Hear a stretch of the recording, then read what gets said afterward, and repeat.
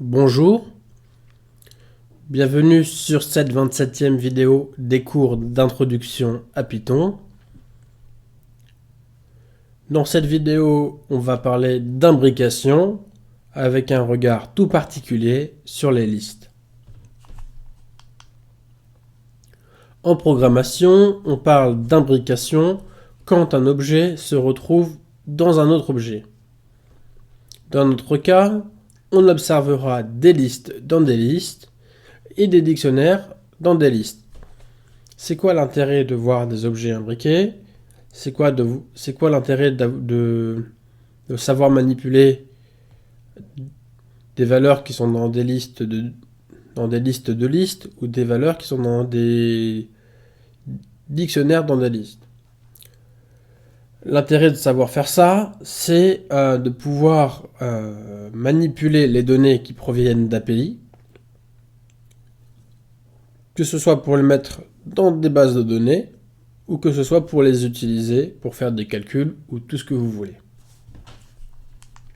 Donc, voici un exemple de liste imbriquée dans une liste. Donc là, on a un exemple d'une grande liste de couleurs qui contient des valeurs. Et deux de ces valeurs sont des listes. Donc on a deux listes de deux éléments. À l'index 2, on a une liste avec vert et olive. À l'index 4, on a une liste avec deux éléments, violet et cyan. Donc si on veut sélectionner l'élément bleu de la liste cartouche, on a juste à faire cartouche 1. Donc si on sélectionne l'index 2, on récupère une liste vert olive. Si je veux sélectionner violet, il faut que je sélectionne la liste, donc la valeur -1, et l'index dans cette liste. Donc, -1 étant la dernière valeur de la liste cartouche, et 0 étant la première valeur de la liste, de cette liste-là.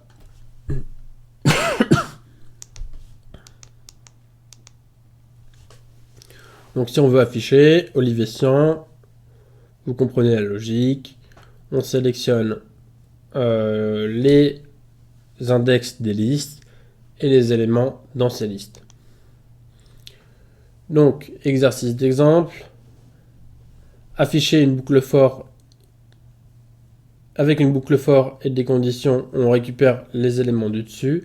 Si la cartouche est verte ou olive, afficher rupture de stock. Mais encore, si la cartouche est violette ou cyan, afficher réduction. Donc for cartouche in cartouche, if type cartouche égale list. Donc là on va vérifier, on va faire une boucle sur tous les éléments de la liste. Si le type de l'élément est une liste, on va sélectionner les différents éléments et voir si correspondent à notre exercice.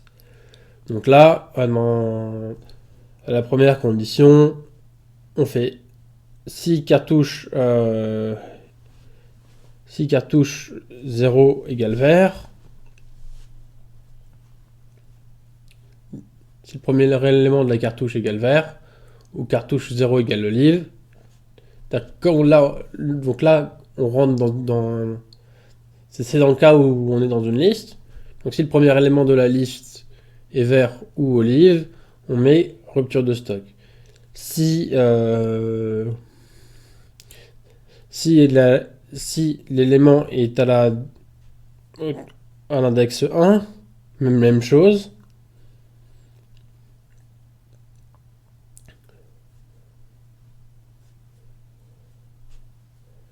elif cartouche égale violet ou cartouche égale cyan. Donc là, on fait la même chose, mais avec une réduc.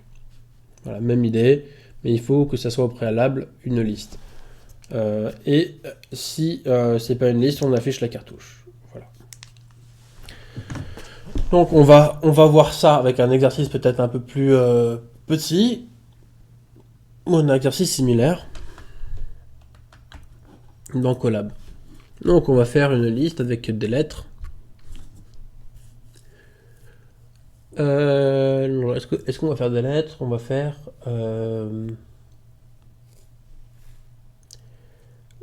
faire ville. Ville égale Paris. Hop. Lyon. Marseille. Hop. Derrière, on va faire une liste de 2 villes. Rouen.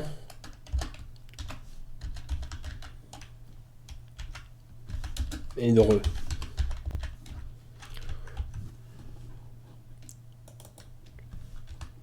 Hop, Normandie. Ok, donc quand on attend l'exécution, qui peut prendre un peu de temps. Ok, ville. On affiche que la liste est bien. Ok. Donc, si on fait un avec un for et qu'on affiche tout, ça fait quoi? For ville in ville de point print ville.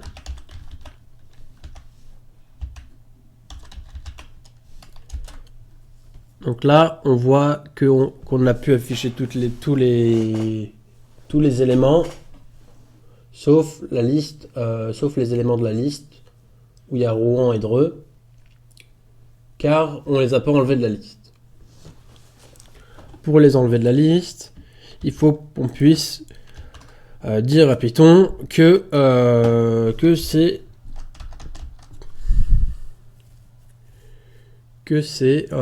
des éléments issus d'une liste. Donc on pourrait très bien faire for v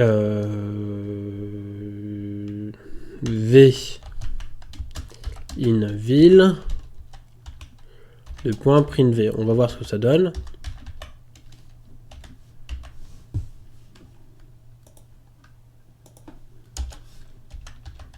Print voilà. Donc là, si on fait ça, on voit qu'on a réussi à arriver dans la liste, mais que derrière, comme Paris, Lyon et Marseille étaient des chaînes de caractères, on affiche toutes les lettres les unes à la suite des autres. Donc cette solution n'était pas la bonne pour enlever tous les éléments qu'on avait dans la liste ville. Donc pour enlever les éléments de la liste ville, on récupère la structure que l'on avait ici, parce qu'on était sur le bon chemin. Hop. Et on va rajouter un point. Donc if si ville, si la ville est une liste, if type ville égale liste, donc le mot-clé liste de points, print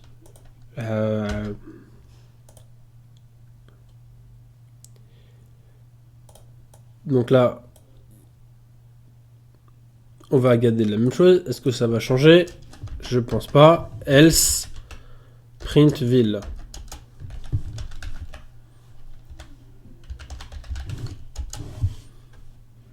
Donc là, on garde la même structure parce que on n'a pas changé. Donc là, ce qu'on peut faire, c'est qu'on va garder, comme on avait vu dans l'exemple suivant, for v in ville. Deux points. Print. V. Donc là, V de la victoire, ça fonctionne pas. C'est pas dénommé. V, ok. Et là, on voit que l'on a affiché tous les éléments. Hop, mais on n'a pas fait de comparaison. Donc on peut se dire for V une ville. Et là derrière, on peut se dire if V is Rouen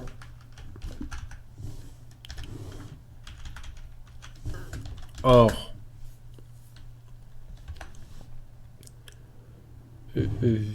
V is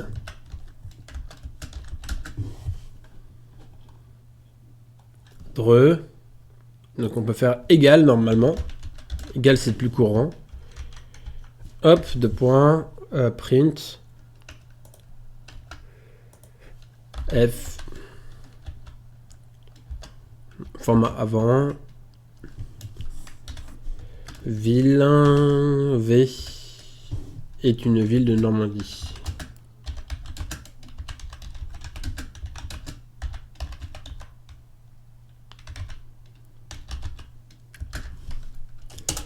Hop, si on exécute, voilà. On voit que c'est bon, tout s'affiche correctement. Donc on a pu voir l'exemple, une Vivo, ou un exemple similaire de ce que l'on avait avec les cartouches.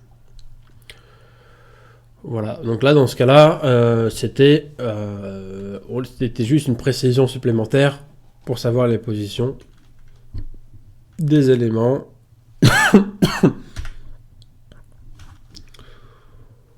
Voilà, donc là, même chose, on a fait avec un for.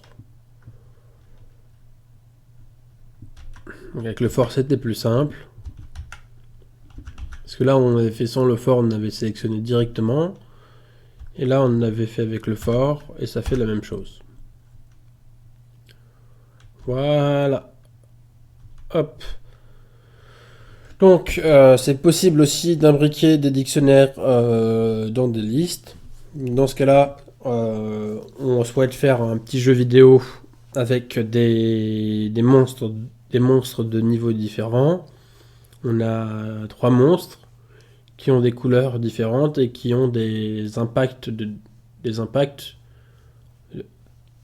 ou qui sont plus ou moins forts.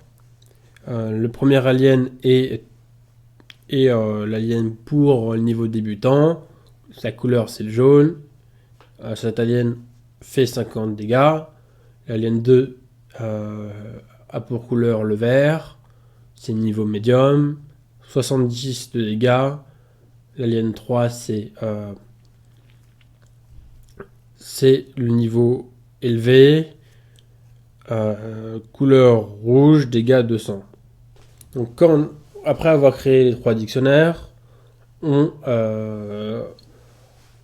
met ces 3 dictionnaires dans la liste alien, ce qui fait que la liste va stocker concrètement les 3 dicos. Donc, on va aller sur Collab, on va créer 3 dictionnaires, on va garder la structure des aliens. Alien 1. Ouais, on va garder la structure des aliens, c'est plus simple. Hop. Hop. Color. Donc la couleur. De points. Yellow. Virgule. Damage. 2.50. Hop. On remet. Hop. On remet en dessous. Là, on va mettre vert. Green. 70. 200. Et là, c'est rouge. Donc, il faut bien remettre les bons noms de variables. 2.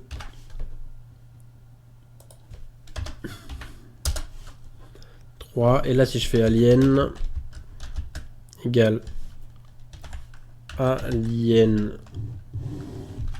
1, alien 2, alien 3. Donc on récupère les objets qui sont dans les dictionnaires et on les assigne dans la liste alien.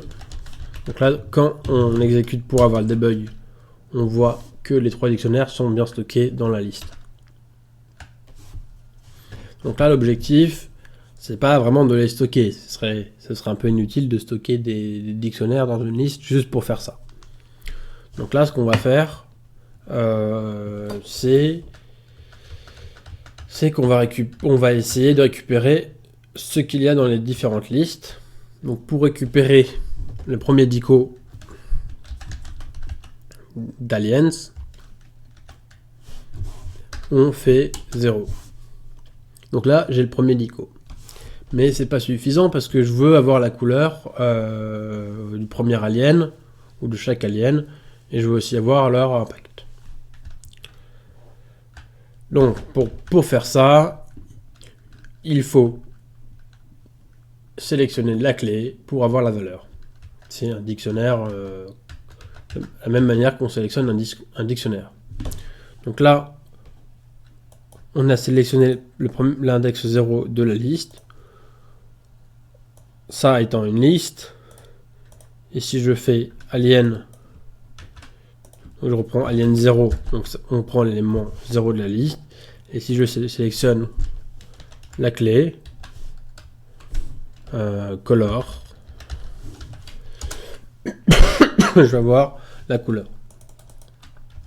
Si je fais la même chose avec alien 1 et couleur, je vais avoir vert. Si je fais la même chose avec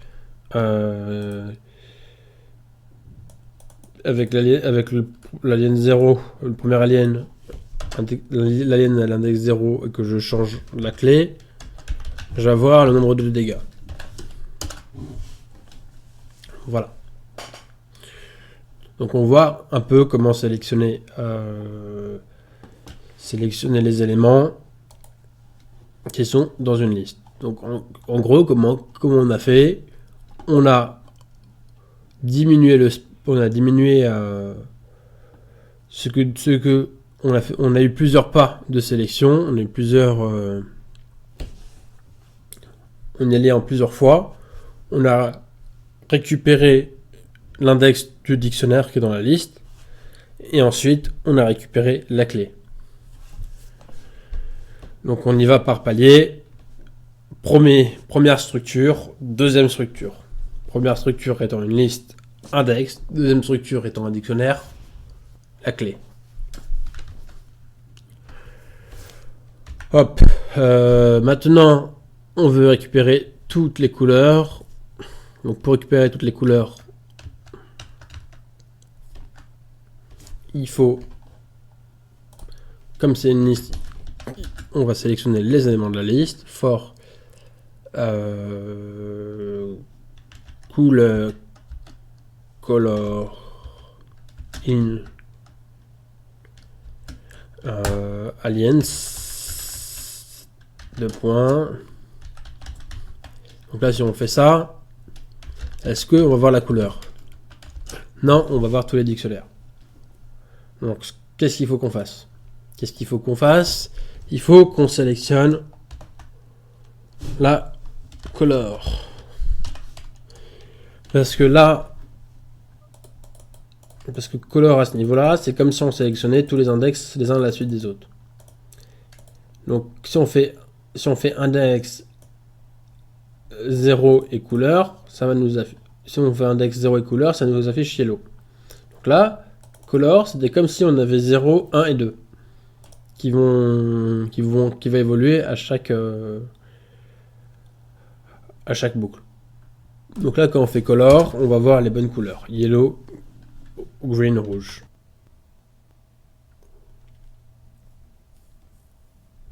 Dans cet exemple, on garde la même structure que l'exemple précédent. La seule chose qu'on va rajouter, c'est la fonction enumerate. La fonction enumerate est intéressante pour une raison en particulier, pour voir les index au même moment que la couleur des éléments.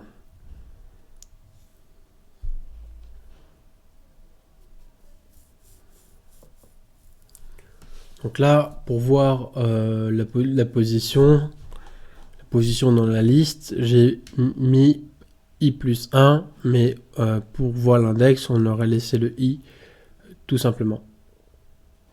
Voilà. On va voir un petit exemple avec enumerate dans Colab. Allez, dans Colab. Voilà. Donc, je ne sais pas si vous avez vu, on va reprendre la liste et on va afficher avec enumerate for color in enumerate aliens. Donc, si maintenant on fait F I color, on va avoir. Donc là, on n'aura rien parce que la structure n'est pas la bonne. Mais si on fait ça comme ça, invalide syntaxe, why color, ok, c'est parce que les guillemets, on l'avait vu déjà. On l'avait vu, les guillemets doubles, c'est pas très correct dans les F-string. Ouais. J'ai oublié le i, qui est l'indice. Et voilà, 0, 1, 2. Donc, tout à l'heure, j'avais fait i plus 1. J'avais expliqué la logique. I plus 1. 1, 2, 3. Voilà. Sinon, on aurait eu la position dans l'index de la liste. Donc, je vais laisser le i tout seul pour vous montrer dans cette vidéo l'index. Hop, on repart sur le cours. Hop, et là, on voit un petit exemple intéressant, un petit exemple qui permet de créer 30 nouvelles aliens dans une liste vide nommée aliens. Donc là, on va créer ce dictionnaire, le même dictionnaire new alien 30 fois, et on va le pousser dans la liste alien. Voilà. Donc, on va voir ce que cela donne sur Colab. Donc, sur Colab, on va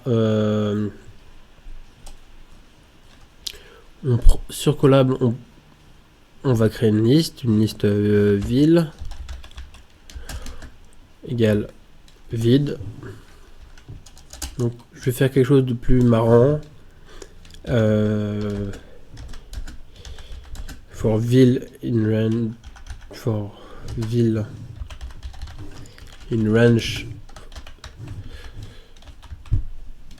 3. Donc là, on va demander à l'utilisateur de rentrer 3 villes. Donc là, je vais faire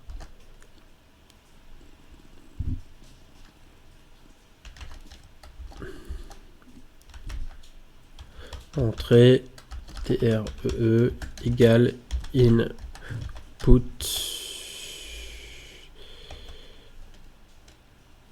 for i in range plutôt. Input entre une ville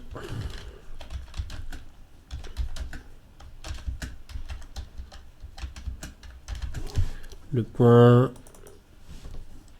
ville là, je change. Et ensuite,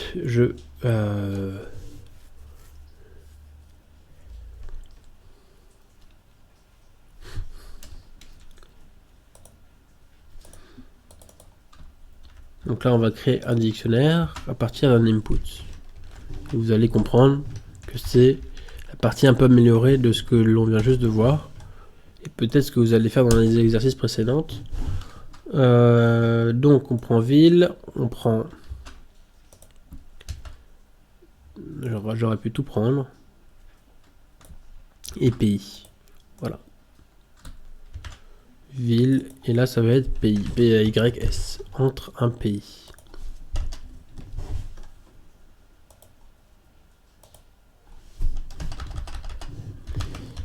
S, donc là on va créer un dictionnaire. On va créer un dictionnaire vide, donc là ça va être dico égale hop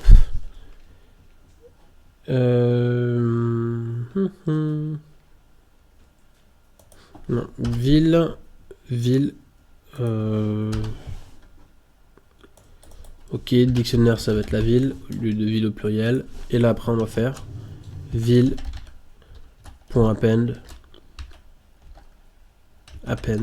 donc la liste, on pousse à la liste le dictionnaire qui est rempli des deux éléments, et à la fin on fait print mt ville deux fois, une fois pour voir l'évolution et une fois pour voir la liste de fin. Ok, mal inventé, ok, et quand je fais ça, entrer une ville, Paris, P-A-R-I-S, France. Donc là on voit que le premier dictionnaire est arrivé, B-O-R-D-E-A-U-X, France. Milan, Italie. Bon, j'ai mal marqué Italie, mais vous voyez un peu la logique. De construction d'une liste de dictionnaires. Donc là, on peut stocker des valeurs, et après, on pourra réutiliser cette liste pour faire autre chose. Donc revenons sur le cours. Donc là, on a vu qu'on a fait quelque chose un peu plus important ou intéressant que la liste des 30 italiennes.